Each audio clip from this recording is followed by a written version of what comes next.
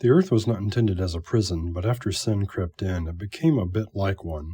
The earth was intended as a home for humanity, but when people began to sin against other people, people wanted to get away from those who meant harm to them. But you can only get so far away. We're created from the dust of the earth, and our human form is uniquely designed to live on this planet. Sure, you can put on a spacesuit and go to space for a little while, but no one has gone further than the moon, and I'm skeptical that a human settlement on another planet like Mars could last for a long time. There are just too many factors to consider. It's not just that Mars is too cold and it doesn't have enough oxygen. You can bring some heat and oxygen along with you, but for anything long-term to last, you need a settlement that can produce all of that on its own. The heat would need a renewable fuel source, and you'd need something that can continually produce oxygen in just the right amounts. Because it's important that the oxygen in the atmosphere is in just the right range in comparison to other natural gases. It's not just a lack of oxygen that is a problem. Having too much oxygen can also be a problem. Terraforming Mars to try to get the oxygen balance in the air from a natural means just right would be a difficult task. Then there's also the factor of not getting as much sunlight as the human body is used to, and the fact that the days and years don't last the same amount of time on other planets. I think this would throw a human's biological clock all out of whack. A Martian day is similar to an Earth day in length, so that might not be a big deal in this example, but the years on Mars last longer, so there may be some seasonal disruption to the human biological clock there, but I digress. My point is, we were designed to live on Earth, whether you're happy with current living conditions or not. Originally, God intended the Earth to be a place for humanity to have dominion and an always comfortable lifestyle, but the corruption of sin ruined that.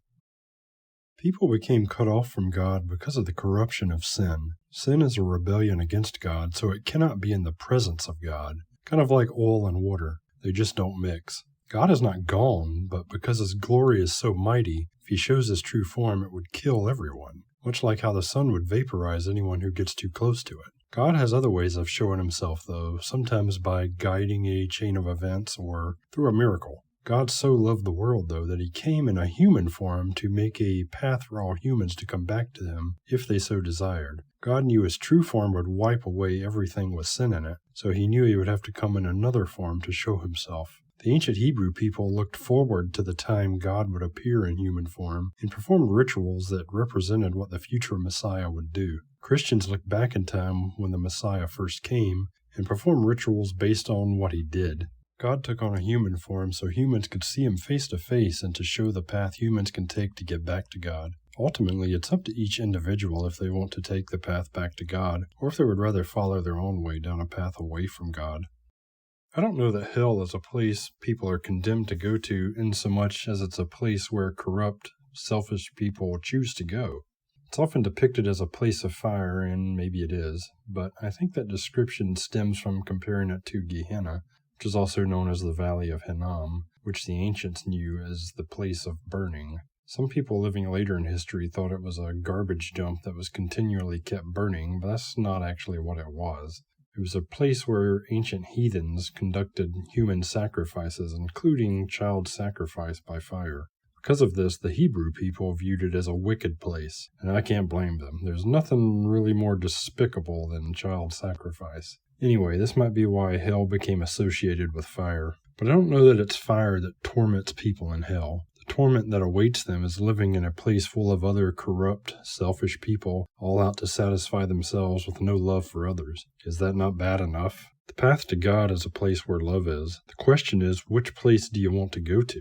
The place where everyone is out for themselves, or the place where everyone loves and is loved? Here, on Earth, it's kind of a mixed bag.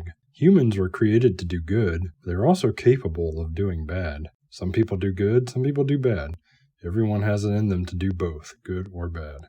People can be affected by what other people do, sometimes in a good way, sometimes in a bad way. Conversely, other people can be affected by what you do, good or bad. The path humans walked is diverged into many different paths, but ultimately, all the paths come to the same fork in the road. Ultimately, it's up to you which path you want to follow.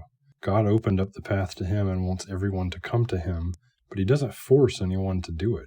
Anyone choosing the other path will end up living with all the others who chose the other path. You can call it condemnation if you want, but I think condemnation is too strong of a word to use for that. Is a person really being condemned by God if it was they themselves who chose to go down a path away from God? If anything, it seems like they are condemning themselves to me. How is God condemning anyone when He is the one who opened up the path back to Him? It's up to you if you want to choose to take that path back to Him. I think if you were going to sum up the whole point of the Bible, it would be to say that God said, y'all messed up, go stand in the corner and think about what you've done. But when you're ready, you're welcome to come back.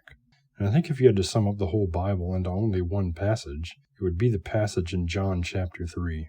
For God so loved the world that He gave His only Son, that whoever believes in Him should not perish but have eternal life. For God did not send His Son into the world to condemn the world, but in order that the world might be saved through Him.